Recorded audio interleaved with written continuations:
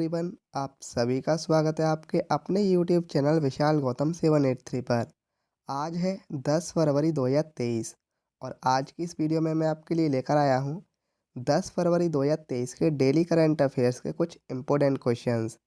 अगर आप किसी भी एग्ज़ाम की तैयारी कर रहे हैं तो ये वीडियो आपके लिए काफ़ी ज़्यादा इम्पोर्टेंट रहने वाली है। अगर आप इस चैनल पर पहली बार आए हैं तो चैनल को सब्सक्राइब कर लीजिए और बेल आइकन को ऑल पर प्रेस कर लीजिए, ताकि जब भी मैं कोई नई वीडियो अपलोड करूं सबसे पहले आप उस वीडियो को देख पाएँ।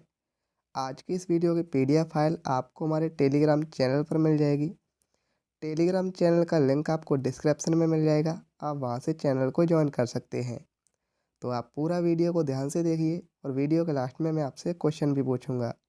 उस क्वेश्चन का सही आंसर आपको कमेंट में बताना है। तो चलिए चलते हैं अपने टॉपिक की ओर। पहला क्वेश्चन है, किस भारतीय कंपनी को दुनिया की सबसे प्रशंसित कंपनियों की सूची में शामिल किया गया है? इस क्वेश्चन का सही आंसर हो जाएगा option C, Tata consultancy services. तो टाटा कंसल्टेंसी सर्विसेज कंपनी को दुनिया की सबसे प्रशंसित कंपनियों की सूची में शामिल किया गया है। टाटा कंसल्टेंसी सर्विसेज को फॉर्च्यून पत्रिका की दुनिया की सबसे प्रशंसित कंपनियों की सूची में नामित किया गया है। यह सूची दुनिया भर के व्यापार अधिकारियों, निदेशकों और विश्लेषकों के एक सर्वेक्षण पर आधारित है। कंपनियों का मूल्यांकन इनोवेशन, सामाजिक जिम्मेदारी, प्रबंधन की गुणवत्ता, वैश्विक प्रतिस्पर्धा, प्रतिभा प्रबंधन और उत्पादों सेवाओं की गुणवत्ता जैसे मानदंडों के आधार पर किया जाता है। नेक्स्ट क्वेश्चन है, किस शहर में युवा संगम पंजीकरण पोर्टल का शुभारंभ किया गया है? इस क्वेश्चन का सही आंसर हो जाएगा ऑप्शन ए, नई दिल्ली। तो नई दिल्ली में युवा संगम पंजीकरण पोर्टल का शुभारंभ किया गया है। युवा संगम पंजीकरण पोर्टल का नई दिल्ली में शुभारंभ किया गया।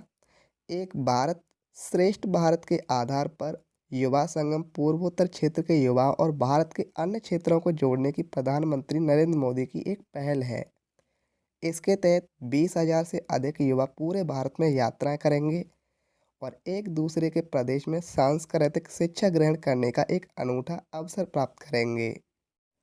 नेक्स्ट क्वेश्चन है, यूनेस्को द्वारा किस यूनिवर्सिटी को दुनिया की पहली लिविंग हेरिटेज यूनिवर्सिटी का दर्जा दिया जाएगा? इस क्वेश्चन का सही आंसर हो जाएगा ऑप्शन बी, विश्व भारती विश्वविद्यालय। तो यूनेस्को द्वारा विश्व भारती विश्वविद्यालय यूनिवर्सिटी को दुनिया की पहली लिविंग हेरिटेज यूनिवर्सिटी का दर्जा दिया जाएगा।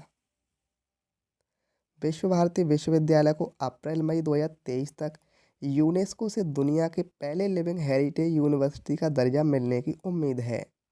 सामान्यतः यूनेस्को द्वारा विरासत का टैग अमूर स्मारक को दिया जाता है, लेकिन दुनिया में पहली बार किसी मूर्त विश्वविद्यालय को विरासत का टैग प्रदान किया जाएगा। इसकी स्थापना वर्ष 1921 में रविंद्रनाथ टैगोर द्वारा की गई थी। यह पश्चिम बंगाल के शांत निकेतन में स्थित है। नेक्स्ट क्वेश्चन है, किस कंपनी ने लगातार छठे वर्ष एटीडी बेस्ट अवार्ड्स 2023 जीता है? इस क्वेश्चन का सही आंसर हो जाएगा ऑप्शन बी, एनटीपीसी लिमिटेड। तो एनटीपीसी लिमिटेड ने लगातार छठे वर्ष एटीडी बेस्ट अवार्ड 2023 जीता है। देश की सबसे बड़ी बिजली उत्पादन कंपनी एनटीपीसी लिमिटेड को association for talent development USA द्वारा एटीडी बेस्ट अवार्ड 2023 से सम्मानित किया गया है। एनटीपीसी लिमिटेड ने छठी बार प्रतिभा विकास के क्षेत्र में उद्यम सफलता प्रदर्शित करने के लिए यह पुरस्कार जीता है। एनटीपीसी की संस्कृति की नींव हमेशा रचनात्मक तकनीकों के माध्यम से कर्मचारियों को शामिल करना रही है। नेक्स्ट क्वेश्चन है, किसे चांडगढ़ राज्य में भारत के अगले राजदूत के रूप में नियुक्त किया गया है? इस क्वेश्चन का सही आंसर हो जाएगा ऑप्शन सी, डॉक्टर हिफजुर रहमान। तो डॉक्टर हिफजुर रहमान को चांडगढ़ राज्य में भारत के अगले राजदूत के रूप में नियुक्त किया गया है। विदेश मंत्रालय द्वारा जारी बयान के अनुसार वर्तमान में विदेश मंत्रालय में निदेशक के रूप में सेवारत हिफजुर रहमान को चांडगढ़ राज्य में भारत के अगले राजदूत के रूप में नियुक्त किया गया है। चाड उत्तर और मध्य अफ्रीका के चौराहे पर एक स्थलरूप देश है। यह उत्तर में लीबिया, पूर्व में सूडान, दक्षिण में मध्य अफ्रीकी गणराज्य, दक्षिण पश्चिम में कैमरून, पश्चिम में नाइजीरिया और पश्चिम में नाइजर से घिरा है। नेक्स्ट क्वेश्चन है, किसे केनरा बैंक के नए सीईओ और एमडी के रूप में नियुक्त किया गया है? इस क्वेश्चन का सही आंसर हो जाएगा ऑप्शन बी, के सत्यनारायण राजू। आप इमेज में भी देख सकते हैं, ये हैं के सत्यनारायण राजू। इन्हीं को केनरा बैंक के नए सीईओ और एमडी के रूप में नियुक्त किया गया है। केंद्र सरकार ने के सत्यनारायण राजू को तत्काल प्रभाव से केनरा बैंक का प्रबंध निदेशक और सीईओ नियुक्त किया है। वह एलवी प्रभाकर की जगह लेंगे, जिन्होंने 31 दिसंबर 2022 को पद छोड़ दिया था। वह 1988 में पूर्ववर्ती विजया बैंक में शामिल हुए और बैंक ऑफ बड़ौदा में मुख्य महाप्रबंधक के स्तर तक पहुंचे। उनके अनुभव से बैंकिंग उत्पादों और सेवाओं का डिजिटल परिवर्तन हुआ है। नेक्स्ट क्वेश्चन है, जनवरी में लापता हुए रेडियो एक्टिव कैप्सूल को किस देश ने खोज निकाला है? इस क्वेश्चन का सही आंसर हो जाएगा ऑप्शन सी, ऑस्ट्रेलिया। तो जनवरी में लापता हुए रेडियो एक्टिव कैप्सूल को ऑस्ट्रेलिया देश ने खोज निकाला है। पश्चिमी ऑस्ट्रेलिया के अधिकारियों ने घोषणा की कि उन्हें एक छोटा रेडियोधर्मी कैप्सूल मिला है जो पिछले महीने गायब हो गया था।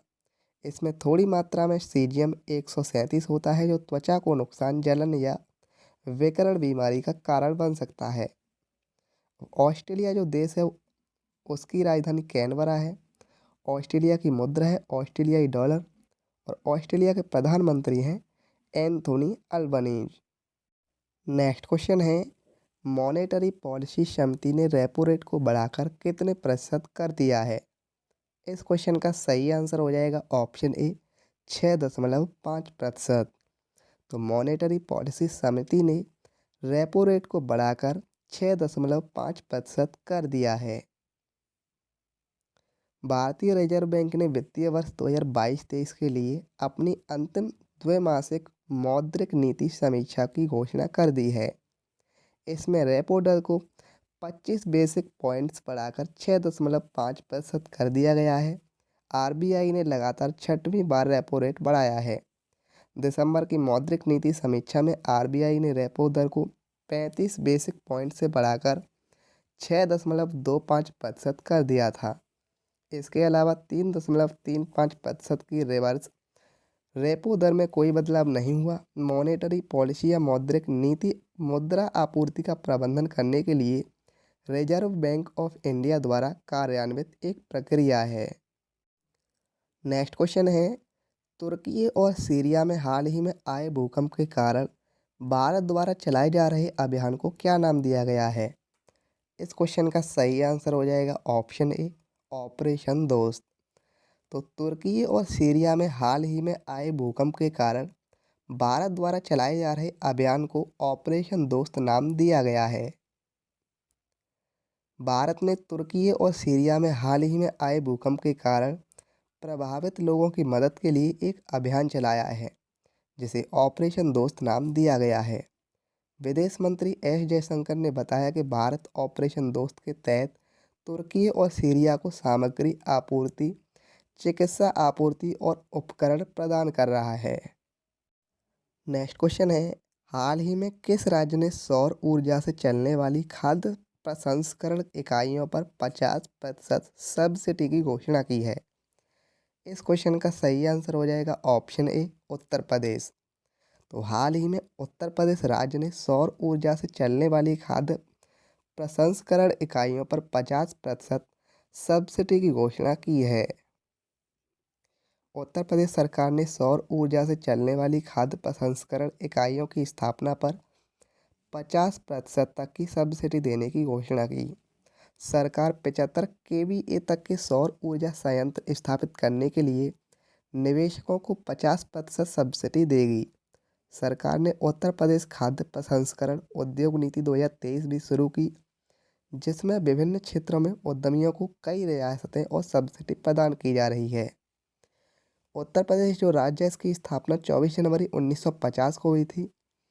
उत्तर प्रदेश की राजधानी लखनऊ है। उत्तर प्रदेश के मुख्यमंत्री हैं योगी आदित्यनाथ और उत्तर प्रदेश की राज्यपाल हैं आनंदीबेन पटेल। तो एक बार सभी प्रश्नों का रिवीजन कर लेते हैं। किस भारतीय कंपनी को दुनिया की सबसे प्रशंसित कंपनियों की सूची में शामिल किया गया है? तो टाटा कंसल्टेंसी सर्विसेज कंपनी को दुनिया की सबसे प्रशंसित कंपनियों की सूची में शामिल किया गया है। किस शहर में युवा संगम पंजीकरण पोर्टल का शुभारंभ किया गया है? तो नई दिल्ली में युवा संगम पंजीकरण पोर्टल का शुभारंभ किया गया है। यूनेस्को द्वारा किस यूनिवर्सिटी को दुनिया की पहली लिविंग हेरिटेज यूनिवर्सिटी का दर्जा दिया जाएगा? तो यूनेस्को द्वारा विश्व भारती विश्वविद्यालय यूनिवर्सिटी को दुनिया की पहली लिविंग हेरिटेज यूनिवर्सिटी का दर्जा दिया जाएगा। किस कंपनी ने लगातार छठे वर्ष एटीडी बेस्ट अवार्ड 2023 जीता है? तो एनटीपीसी लिमिटेड ने लगातार छठे वर्ष एटीडी बेस्ट अवार्ड 2023 जीता है। किसे चार्ट गणराज्य में भारत के अगले राजदूत के रूप में नियुक्त किया गया है? तो डॉक्टर हिफजुर रहमान को चार्ट गणराज्य में भारत के अगले राजदूत के रूप में नियुक्त किया गया है। किसे केनरा बैंक के नए सीईओ और एमडी के रूप में नियुक्त किया गया है? तो के सत्यनारायण राजू को केनरा बैंक के नए सीईओ और एमडी के रूप में नियुक्त किया गया है।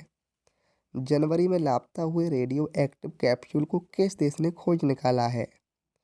तो जनवरी में लापता हुए रेडियो एक्टिव कैप्सूल को ऑस्ट्रेलिया देश ने खोज निकाला है। मॉनेटरी पॉलिसी समिति ने रेपो रेट को बढ़ाकर कितने प्रतिशत कर दिया है?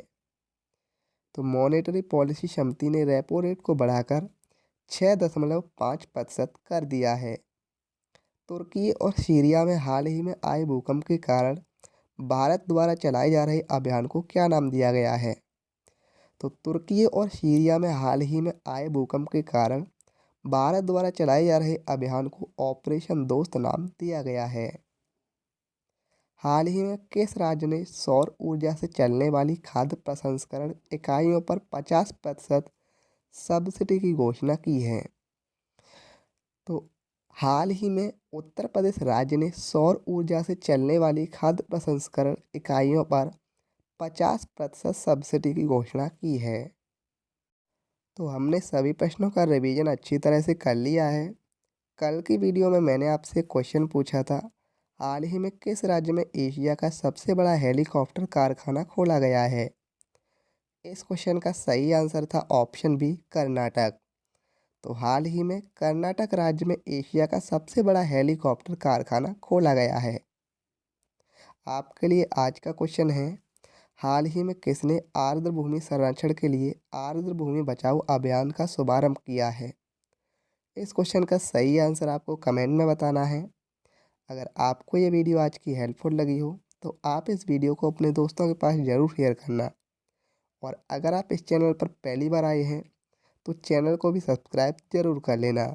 तो चलिए चलते हैं। जय हिंद, जय भारत, वंदे मातरम।